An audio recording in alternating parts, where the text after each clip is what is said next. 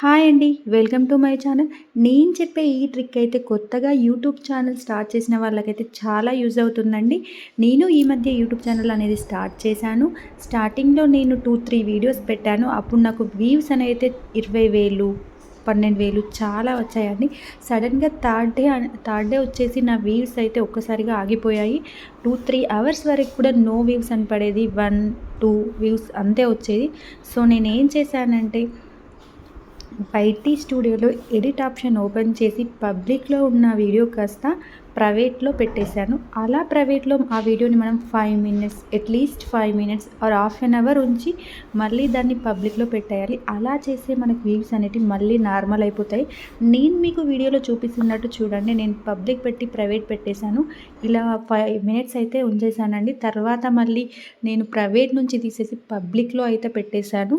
అప్పుడు 2, 3 అవర్స్ తర్వాత చూసుకుంటే నా వ్యూస్ అయితే చాలా ఇంక్రీజ్ అయ్యాయండి. ఈ టిప్ అయితే మీకు యూజ్ అవుతుందని చెప్తున్నాను.